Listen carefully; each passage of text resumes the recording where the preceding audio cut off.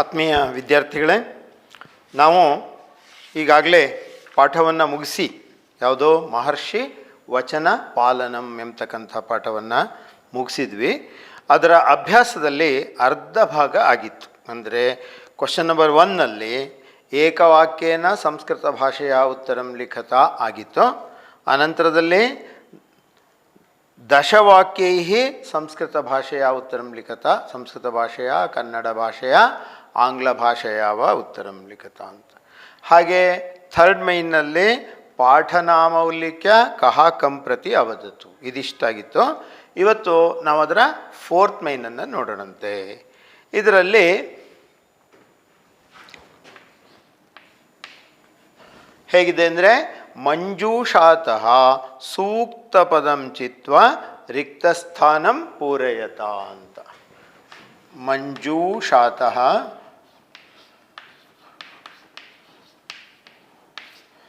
ಸೂಕ್ತ ಪದಂ ಚಿತ್ವಾ ರಿಕ್ತಸ್ಥಾನಂ ಪೂರಯತ.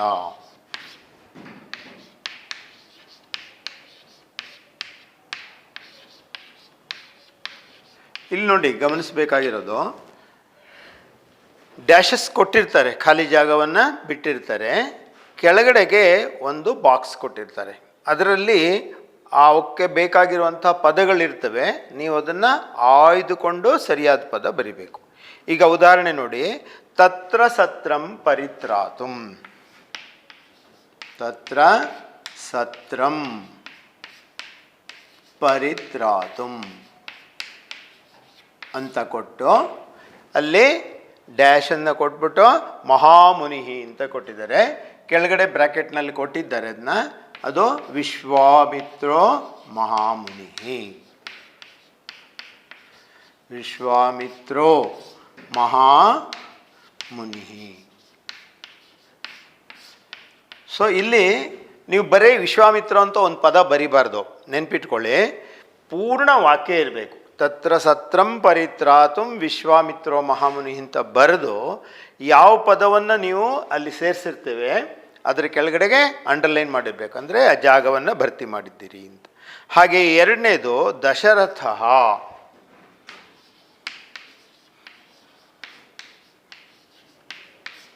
ದಶರಥ ಕೊಟ್ಬಿಟ್ಟು ಆಮೇಲೆ ಡ್ಯಾಶ್ ಕೊಟ್ಟು ಕುಶಿಕ ಸುತ ಮನೋರಥಮೇವ ಪೂರಯ ಮಾಸ ಅಂತ. ಇಲ್ಲಿ ಸುತ ಪ್ರಧಾನೇನ ಅಂತ ಇರಬೇಕು.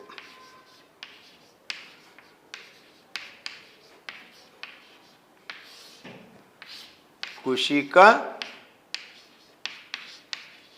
ಸುತ ಮನೋರಥಮೇವ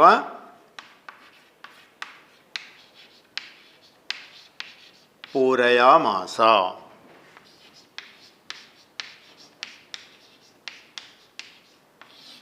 ನೀವು ಭರ್ತಿ ಮಾಡಬೇಕಾಗಿರೋದು ಒಂದು ಪದ ಆದರೂ ಕೂಡ ಪೂರ್ಣ ವಾಕ್ಯದಲ್ಲಿ ಇರಬೇಕು. ಹಾಗೆ ಮೂರನೇದು ಆಶ್ರುತಃ ಶ್ರುತವೃತ್ತೇನ,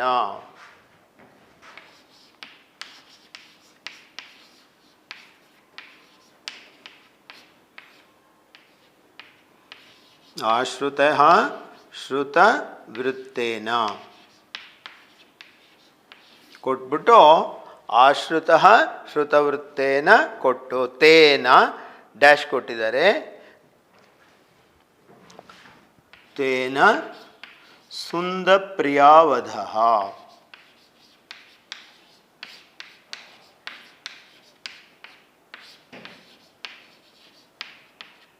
ಆಶ್ರುತಃ ಶ್ರುತವೃತ್ತೇನ ತೇನ ಸುಂದಪ್ರಿಯಾವಧಃ. ಹಾಗೆ ಮುಂದಿಂದು ಸ್ವಪ್ರಾಣಾನ್, ನಾಲ್ಕನೇದು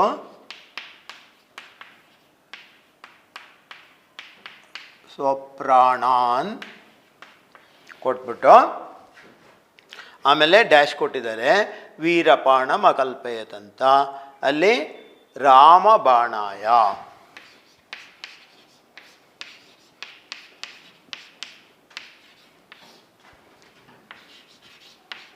ವೀರಪಾಣ ಮಕಲ್ಪಯತ್.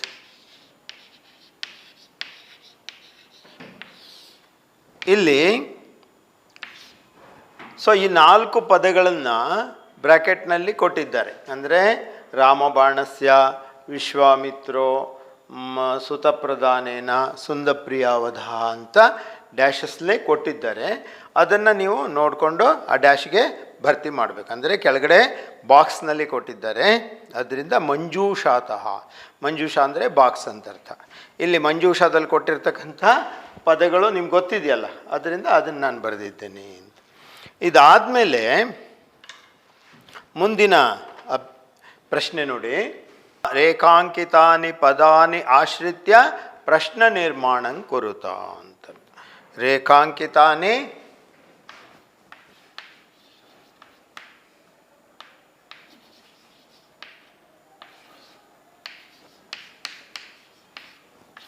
ಪದಾನಿ ಆಶ್ರಿತ್ಯ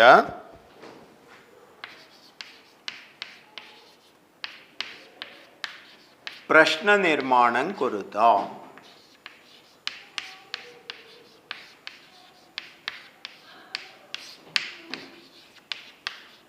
ಸೊ ಇಲ್ಲಿ ಪ್ರಶ್ನೆ ಮಾಡಬೇಕಾದ್ರೆ ಉತ್ತರ ಏನು ಕೊಟ್ಟಿದ್ದಾರೆ ನೋಡಬೇಕು, ಮತ್ತು ಪ್ರಶ್ನೆವಾಚಕ ಪದಗಳ ಪರಿಚಯ ಇರಬೇಕು. ಈಗ ನೋಡಿ, ಮುನಿಹಿ ಅಸ್ತ್ರಾಣಿ ತಾಟಕ ಮಾಥಿನೇ ದಧೌ ಅಂತ. ಮುನಿಹಿ ಅಸ್ತ್ರಾಣಿ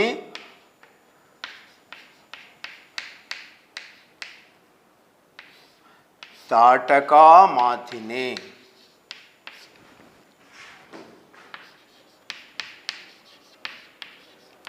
ದದೌ.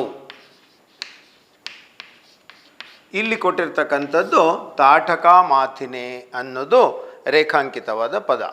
ಇದನ್ನು ನೀವು ಮಾಡಬೇಕಾದ್ರೆ ಕನ್ನಡದಲ್ಲೂ ಸರಿ ಅರ್ಥ ಮಾಡ್ಕೋಬೋದು ಅಥವಾ ಇಂಗ್ಲೀಷ್ನಲ್ಲಿ. ಟು ಹೂಮ್, ಯಾರಿಗೆ ಅಂತ. ಯಾರಿಗೆ ಅಂದಾಗ ಅದು ಚತುರ್ಥಿ ವಿಭಕ್ತಿ ಗೊತ್ತಾಗುತ್ತೆ. ತಾಟಕ ಮಾಥಿ, ತಾಟಕೆಯನ್ನು ನಾಶ ಮಾಡಿದವನಿಗೆ ಕೊಟ್ಟರು ಅಂತ. ಅದು ಕಿಂ ಶಬ್ದದ ಪದವನ್ನು ಬರಿಬೇಕು. ಆವಾಗ ಏನು ಮಾಡಬೇಕು ನೀವು, ಇಲ್ಲಿ ಇರೋದನ್ನು ಹಾಗೆ ಬರೆದ್ಬಿಟ್ಟು ಕಿಂ ಶಬ್ದದ ಚತುರ್ಥಿ ವಿಭಕ್ತಿ ಪುಲ್ಲಿಂಗ ಕಸ್ಮೈ ಅಂತ ಹೇಳ್ಬಿಟ್ಟು ಕ್ವಶನ್ ಮಾಡ್ತಾರೆ. ಅಂದರೆ ಮುನಿಹಿ ಅಸ್ತ್ರಾಣಿ ಕಸ್ಮೈ ದದೌ ಅಂತ ಪೂರ್ಣ ವಾಕ್ಯದಲ್ಲಿ ಇರಬೇಕು. ಹಾಗೆ ಎರಡನೇದು ನೋಡಿ, ಸುಕೇತು ದ್ರುಹಿಣ ಪ್ರಸಾದಾತ್ ಸುತಾಂ ಲೇಭೆ. ಸುಕೇತು ದ್ರುಹಿಣ ಪ್ರಸಾದಾತ್ ಸುತಾಂ ಲೇಭೆ.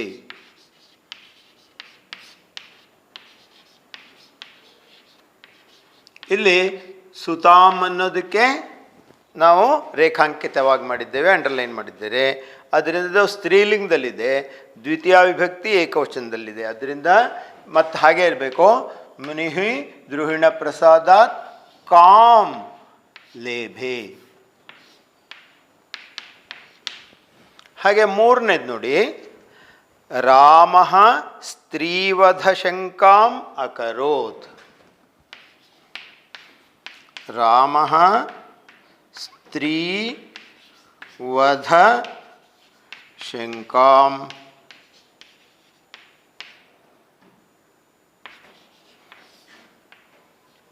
ಅಕರೋತ್. ಇಲ್ಲಿ ಗಮನಿಸಿ ನೀವು, ಇಲ್ಲಿ ನಮಗೆ ಮೊದಲನೇ ಪದಕ್ಕೆ ಅಂಡರ್ಲೈನ್ ಮಾಡಿದ್ದಾರೆ. ಆವಾಗ ರಾಮ ಪ್ರಥಮ ವಿಭಕ್ತಿ ಏಕವಚನ ಪುಲ್ಲಿಂಗ. ಅಲ್ಲಿ ನಾವೇನು ಮಾಡಬೇಕು, ಕಹ ಸ್ತ್ರೀವಧ ಶಂಕಾಂ ಅಕರೋತ್ ಅಂತ ಮಾಡಬೇಕು. ಅಲ್ಲಿಗೆ ಆ ಪ್ರಶ್ನೆ ಮುಗೀತು. ಇನ್ನು ನಂತರ 6th ಮೈನ್ಗೆ ಹೋಗೋಣಂತೆ. ಇಲ್ಲಿ ಸಂಯೋಜಯತ ಅಂತ ಇದೆ.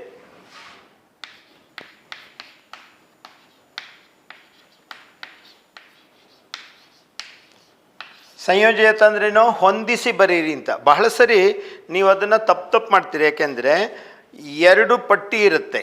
ಒಂದು ಪಟ್ಟಿಯಲ್ಲಿ ಆ, ಇನ್ನೊಂದು ಪಟ್ಟಿನಲ್ಲಿ ಆ ಅಂತ ಇರುತ್ತೆ. ನೀವೇನು ಮಾಡ್ತೀವಿ, ಅದಕ್ಕೆ ಗೆರೆ ಎಳೆದು ಹೀಗಿದ್ದು ಮಾಡ್ತೀರಿ, ಅಥವಾ 1ಕ್ಕೆ 3, 2ಕ್ಕೆ 4 ಈ ಥರ ಮಾಡ್ತೀರಿ. ಹಾಗೆ ಮಾಡಬಾರ್ದು. ಅದನ್ನು ಹೊಂದಿಸಿ ಯಾವುದಕ್ಕೆ ಹೊಂದಿಕೆ ಆಗುತ್ತೆ ನೋಡಿ. ಈಗ 4 ಪದಗಳಿದೆ. ಅತಿ ಬಲ ಅನ್ನೋದು ಮೊದಲನೇ ಪದ.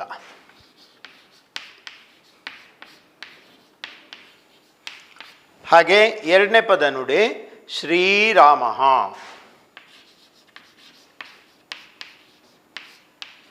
ಇದು ಎರಡನೇ ಪದ. ಮೂರನೇದು ವಿಶ್ವಾಮಿತ್ರ.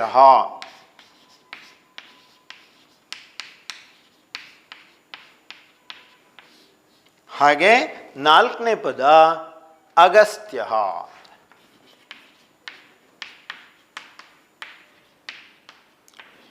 ಈ ಕಡೆ ಕೊಟ್ಟಿದ್ದಾರೆ, ಅದನ್ನು ನಾನು ಬರೆಯಲ್ಲ, ಅದನ್ನು ಹೊಂದಿಸ್ಬಿಟ್ಟು ಸರಿ ಮಾಡ್ತೇನೆ. ಈಗ ನೋಡಿ, ಇಲ್ಲೇ ಈ ಕಡೆ ಇರೋದು ಕುಂಭ ಸಂಭವ, ವಿದ್ಯಾ, ಕಾಕುತ್ಸ್ಥ, ಗಾಧಿನಂದನ ಅಂತ. ಅತಿಬಲ ಎಂಬತಕ್ಕಂಥದ್ದು ಏನು ಅಂದರೆ ಅದು ವಿದ್ಯಾ. ಹೀಗಿರ್ಬೇಕು ನೋಡಿ, ಅತಿಬಲ ಅದರ ಎದುರುಗಡೆಗೆ ವಿದ್ಯಾ ಅಂತ. ಹಾಗೆ ಶ್ರೀರಾಮ ಇದು ಕಾಕುತ್ಸ್ಥ.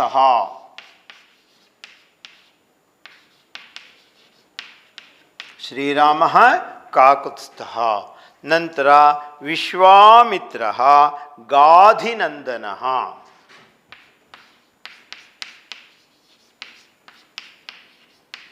ಅರ್ಥ ಗೊತ್ತಿರಬೇಕು, ಇಲ್ಲದೆ ಹೋದರೆ ಪ್ರಯೋಜನ ಇಲ್ಲ. ಗಾಧಿಯ ಮಗ ಇವನು ಕಾಕುತ್ಸ್ಥ. ಹಾಗೆ ಕೊನೆಯದಾದು ಅಗಸ್ತ್ಯ ಕುಂಭ ಸಂಭವ.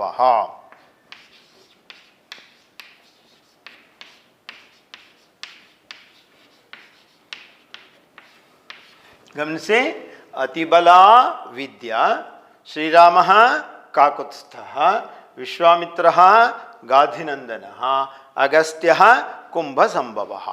ಇವಾಗ ಆ ಪಾಠದ ಕೊನೆಯಲ್ಲಿರ್ತಕ್ಕಂಥ ಅಭ್ಯಾಸ ಮುಗೀತು.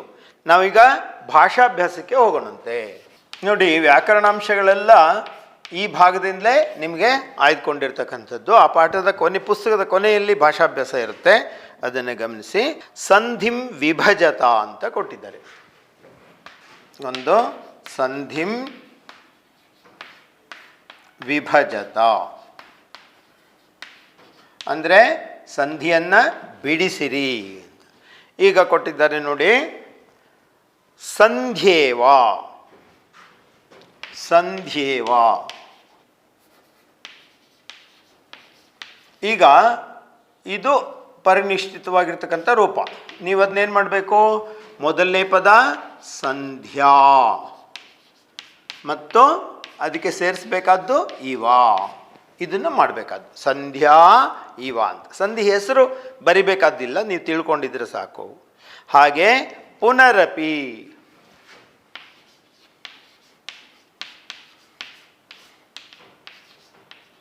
ಪುನಃ ಅಪಿ, ಇದೆಲ್ಲ ನೀವು SLCಲಿ ಓದಿರ್ತಕ್ಕಂಥದ್ದು. ಸಂಧಿ ಗೊತ್ತಾಗುತ್ತಲ್ಲ, ಇದು ವಿಸರ್ಗ ಇದ್ರೆ ಅದು ವಿಸರ್ಗ ಸಂಧಿ. ಹಾಗೆ ಮೂರನೇದು ಪ್ರಸಾದಾಲ್ಲೇಭೆ.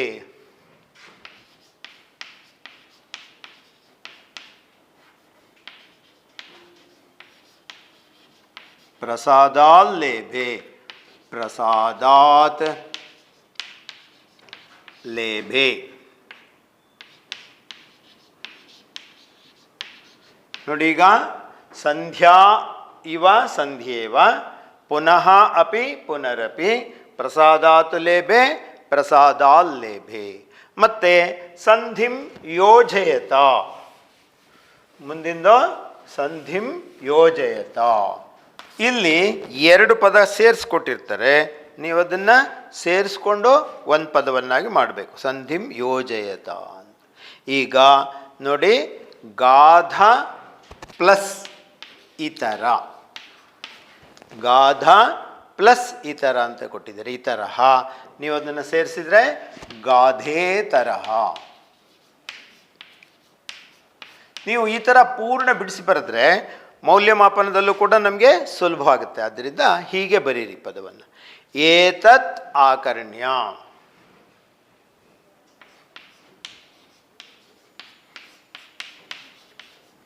ಏತತ್ ಆಕರ್ಣ್ಯ ಸೇರಿಸಿದ್ರೆ ಏತದಾಕರ್ಣ್ಯ, ಏತತ್ ಆಕರ್ಣ್ಯ ಏತದಾಕರ್ಣ್ಯ. ಮೂರನೇದು ಪಿಶಿತ ಅಶನಃ,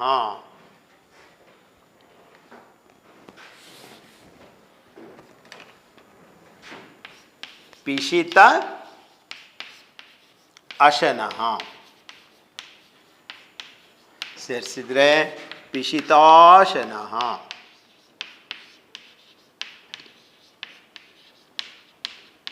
ನೋಡಿ, ಗಾಧ ಇತರ ಇತರಃ ಗಾಧೇತರಃ ಏತತ್ ಆಕರ್ಣ್ಯ ಏತದಾಕರ್ಣ್ಯ ಪಿಶಿತ ಅಶನಃ ಪಿಶಿತಾಶನಃ. ಈ ಎರಡು ಭಾಗ ಆಯಿತು. ಮೂರನೇದು ವಿಗ್ರಹ ವಾಕ್ಯಂ ಲಿಖತ ಅಂತ ಕೊಟ್ಟಿದ್ದಾರೆ. ಏನಂತ ಕೊಟ್ಟಿದ್ದಾರೆ? ವಿಗ್ರಹ ವಾಕ್ಯಂ ಲಿಖತ ಅಂತ.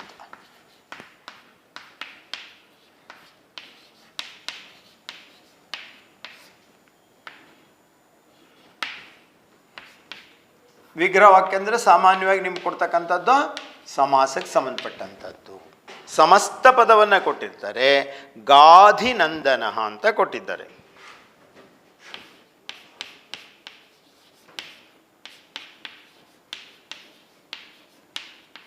ಇದು ವಿಗ್ರಹ ವಾಕ್ಯ. ನೀವು ಅದನ್ನು ಗಾಧೇಹೇ ನಂದನಃ ಇಲ್ಲಿ ಪ್ಲಸ್ಗೆ ಸಾಕಬಾರ್ದು ವಿಗ್ರಹ ವಾಕ್ಯದಲ್ಲಿ. ಅದು ವಿವರಣೆ ಅಷ್ಟೇ. ಗಾಧೇಹೇ ನಂದನಃ ಅಂತ ಬರಿಬೇಕು. ಹಾಗೆ ಎರಡನೇದು ಪ್ರತಿಷ್ಠಾಪಿತ ಧೃತಿ. ಪ್ರತಿಷ್ಠಾಪಿತ ಧೃತಿ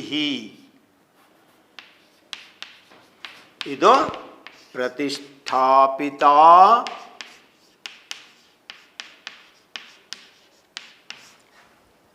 ಪ್ರತಿಷ್ಠಾಪಿತ ಧೃತಿ ಯಸ್ಯ ಸಹ.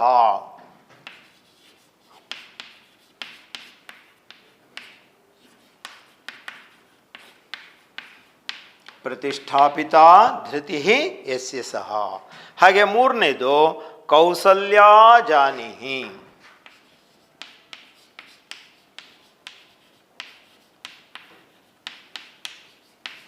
ಇದು ಸ್ವಲ್ಪ ವಿಚಿತ್ರವಾಗಿರುತ್ತೆ. ಕೌಸಲ್ಯ ಜಾಯ ಯಸ್ಯ ಸಹ. ಜಾನೀನ ಪದಕ್ಕೆ ಕೌಸಲ್ಯನ್ನೇ ಮಡದಿಯಾಗಿ ಉಳ್ಳವನು. ಕೌಸಲ್ಯ ಜಾಯ ಯಸ್ಯ ಸಹ. ನೋಡಿ, ವಿಗ್ರಹಕ್ಕೆ ಗಾಧಿನಂದನಃ ಗಾಧೇಹೇ ನಂದನಃ. ಪ್ರತಿಷ್ಠಾಪಿತ ಧೃತಿ ಪ್ರತಿಷ್ಠಾಪಿತ ಧೃತಿ ಸ್ತ್ರೀಲಿಂಗವಾದ್ದರಿಂದ ಯಸ್ಯ ಸಹ. ಕೌಸಲ್ಯ ಜಾನಿಹಿ ಕೌಸಲ್ಯ ಜಾಯ ಯಸ್ಯ ಸಹ. ಈಗ ವಿಗ್ರಹ ವಾಕ್ಯವನ್ನು ಕೊಟ್ಟಿದ್ದರೆ ಸಮಸ್ತ ಪದವನ್ನು ಬರಿಬೇಕು. ಅದಕ್ಕೆ ಸಮಸ್ತ ಪದಂ ಲಿಖತ ಅಂತ ಕೊಟ್ಟಿದ್ದಾರೆ.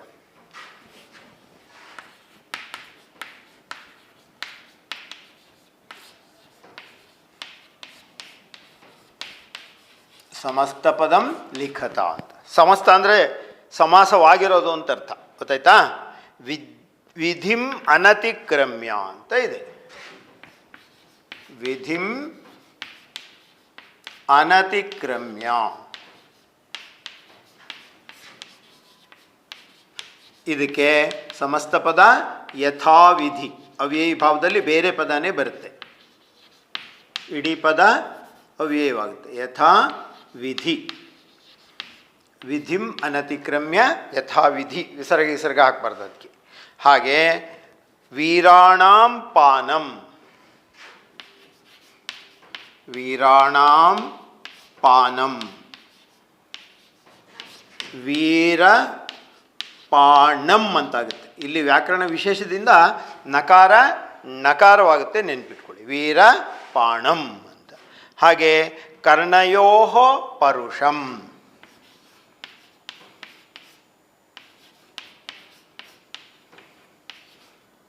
ಪುರುಷ ಅಲ್ಲ ಇದು. ಕರ್ಣಯೋ ಪರುಷಂ. ಕರ್ಣ ಪರುಷಂ.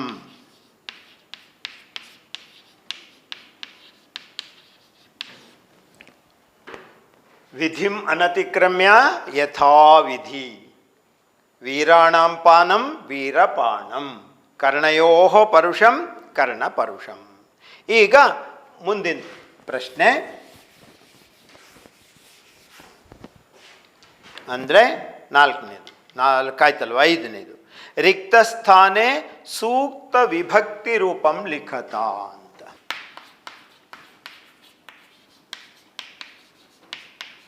ಸೂಕ್ತ ವಿಭಕ್ತಿ ರೂಪಂ ಲಿಖತ.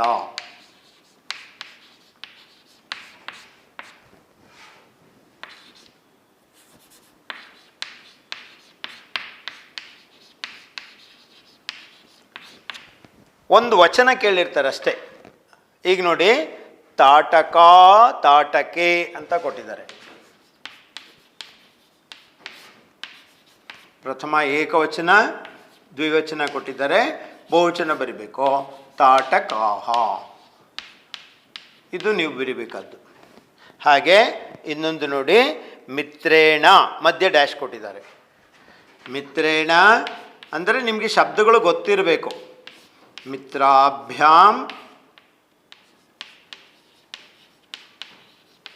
ದ್ವಿವಚನ ನೀವು ಬರಿಬೇಕು, ಮಿತ್ರೈಹಿ. ಹಾಗೆ ಮೂರನೇದು ತಪಸಃ ತಪಸೋಹೋ. ತಪಸಃ ತಪಸೋಹೋ ಷಷ್ಠಿ ವಿಭಕ್ತಿ. ತಪಸಾಂ. ಸೊ ಇದು ಹಾಗೆ ಅಭ್ಯಾಸ ಮಾಡ್ಕೊಳ್ಳಿ. ಇದೇ ಭಾಗದಿಂದಲೇ ಕೊಟ್ಟಿರ್ತಾರೆ, ಅಂದರೆ ಹೊಸ ಪದವನ್ನು ಕೊಟ್ಟು ಕೊಡೋದಿಲ್ಲ. ನಿಮಗೆ ಇಲ್ಲೇನು ಕೊಟ್ಟಿರ್ತಾರೋ ಅದನ್ನೇ ಪರೀಕ್ಷೆ ಕೊಡ್ತಾರೆ. ಹಾಗೆ ಅದೇ ರೀತಿ ರಿಕ್ತಸ್ಥಾನೆ ಸೂಕ್ತಂ ಕ್ರಿಯಾಪದಂ ಲಿಖತ. ಆರನೇದು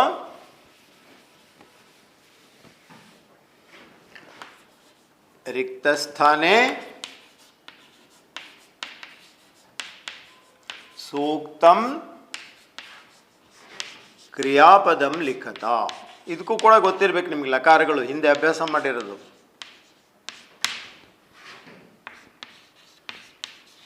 ಕ್ರಿಯಾಪದದಲ್ಲಿ ವಚನ ಯಾವುದೋ ಒಂದು ವಚನ ಕೇಳ್ತಾರೆ, ಎರಡು ವಚನ ಕೊಟ್ಬಿಟ್ಟು ವಿತರಾಮಿ. ವಿತರಾಮಿ, ವಿತರಾವಹ, ವಿತರಾಮಃ. ವಿತರಾಮಿ, ವಿತರಾವಹ, ವಿತರಾಮಃ. ಹಾಗೆ ವಿದ್ಯಾ ಧಾತು ಕೊಟ್ಟಿದ್ದಾರೆ, ವಿದ್ಯೇತೆ ವಿದ್ಯಂತೆ ಕೊಟ್ಟಿದ್ದಾರೆ. ಮೊದಲನೇದು ವಿದ್ಯತೆ, ವಿದ್ಯೇತೆ, ವಿದ್ಯಂತೆ. ವಿದ್ಯತೆ, ವಿದ್ಯೇತೆ, ವಿದ್ಯಂತೆ ಆತ್ಮನೇಪದ. ಹಾಗೆ ಅಕಲ್ಪಯತಾಂ ಅಕಲ್ಪಯನ್ ಅಂತ ಕೊಟ್ಟಿದ್ದಾರೆ. ಅಕಲ್ಪಯತ್, ಅಕಲ್ಪಯತ್, ಅಕಲ್ಪಯತಾಂ ಮತ್ತೆ ಅಕಲ್ಪಯನ್.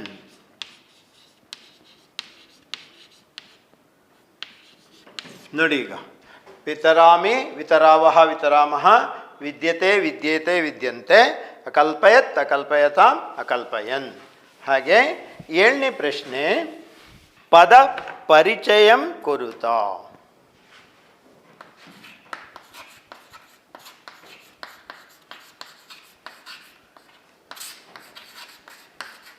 ಇಲ್ಲಿ ನೀವು ಮಾಡಬೇಕಾಗಿರೋದು ಸಾಮಾನ್ಯವಾಗಿ ಇದು ಯಾವ ಕೃದಂತ ಅಂತ ಸೂಚಿಸಬೇಕು. ಕೃದಂತ ಅಲ್ಲದೆ ಹೋದರೆ ಸುಮಾರು ಸಾಮಾನ್ಯ ಅವ್ಯಯ ಆಗಿರುತ್ತೆ.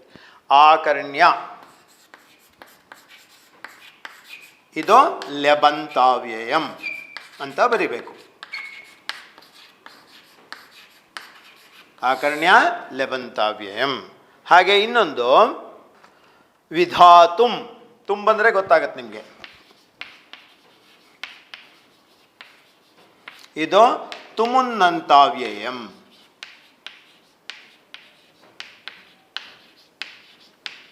ತುಮುನ್ನಂತ ಒಂದು ಪ್ರತ್ಯಯ ಬಂದು ಅವ್ಯಯವಾಗಿರೋದು ತುಮುನ್ನಂತಾವ್ಯಯಂ. ಮತ್ತೆ ಕ್ರೀಡತ್, ಇದು ಶತ್ರು ಪ್ರತ್ಯಯ. ಕ್ರೀಡನ್ ಅಂತ ಪುಲ್ಲಿಂಗದಲ್ಲಿರುತ್ತೆ, ನಪುಂಸಕದಲ್ಲಿ ಕ್ರೀಡತ್, ಇದು ಶತ್ರು ಪ್ರತ್ಯಯ.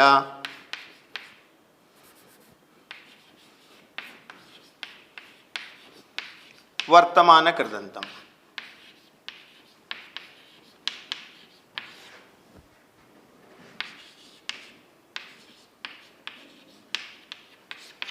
ಸೊ ಇದು ಪದ ಪರಿಚಯ ಅಂದರೆ ಹೀಗೆ ಬರಿಬೇಕು.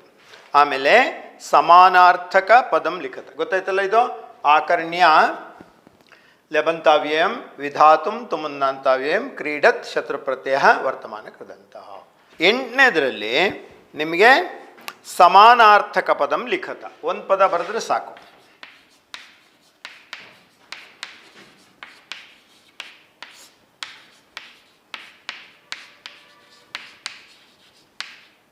ಇದು ಪರ್ಯಾಯ ಪದ ಅಂತಲೂ ಕೂಡ ಕರೀತಾರೆ. ಕೆಲವು ಗೊತ್ತಿರಬೇಕು. ಈಗ ನೋಡಿ, ವಿಶ್ವಾಮಿತ್ರ ಅಂತ ನೀವು ಪಾಠದಲ್ಲಿ ಬಂದಿದೆ. ಕೌಶಿಕ ಅಂತಿದೆ, ಗಾಧಿಸೂನು ಅಂತ ಬಂದಿದೆ, ಇತ್ಯಾದಿ ಪದಗಳನ್ನು ಇಟ್ಬೋದು. ಒಂದು ಪದ ಬರೆದ್ರೆ ಸಾಕು. ವಿಶ್ವಾಮಿತ್ರ ಕೌಶಿಕ. ಆಮೇಲೆ ಕ್ರತುಹು, ಕ್ರತುಹು ಅಂದರೆ ಯಜ್ಞಂ, ಸಮಾನಾರ್ಥಕ ಪದ ಅಲ್ವಾ? ಕ್ರತುಹು ಯಜ್ಞಂ.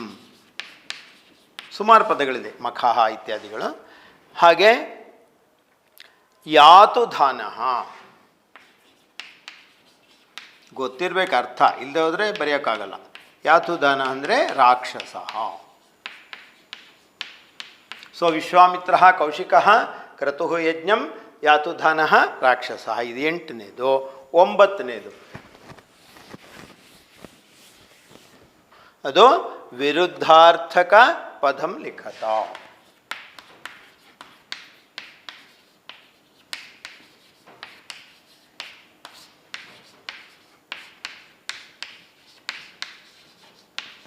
ವಿರುದ್ಧಾರ್ಥಕ ಪದಂ ಲಿಖತ ಅಂತ ಕೊಟ್ಟಿದ್ದಾರೆ. ಸ್ವಾಧೀನ,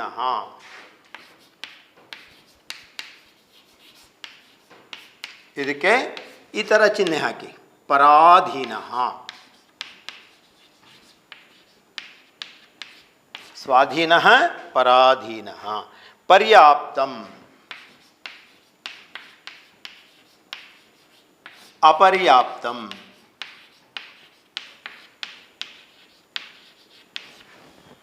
ಹಾಗೆ ಮಿತ್ರಂ, ಶತ್ರುಹು. ಇಲ್ಲಿ ನೆನ್ಪಿಟ್ಕೋಬೇಕಾದ ಬಹಳ ಮುಖ್ಯವಾದ್ದು, ಶತ್ರುಹು ಅನ್ನೋದು ಪುಲ್ಲಿಂಗದಲ್ಲಿರುತ್ತೆ, ಮಿತ್ರಂ ಅನ್ನೋದು ನಪುಂಸಕಲಿಂಗ. ಮಿತ್ರಂ ಶತ್ರುಂ ಅಂತ ಬರೀಬಾರ್ದು, ನೆನ್ಪಿಟ್ಕೊಂಡು ಮಾಡಬೇಕು. ಅಲ್ಲಿಗೆ ಈ ಪಾಠಕ್ಕೆ ಸಂಬಂಧಪಟ್ಟಿರ್ತಕ್ಕಂತಹ ಭಾಷಾಭ್ಯಾಸ ಮುಗೀತು, ಅಭ್ಯಾಸ ಎಲ್ಲ ಮುಗೀತು. ಇದನ್ನು ನೀವು ಇನ್ನೊಂದ್ಸರಿ ಬರೆದಿಟ್ಕೊಂಡು ಚೆನ್ನಾಗಿ ಅಭ್ಯಾಸ ಮಾಡಿ.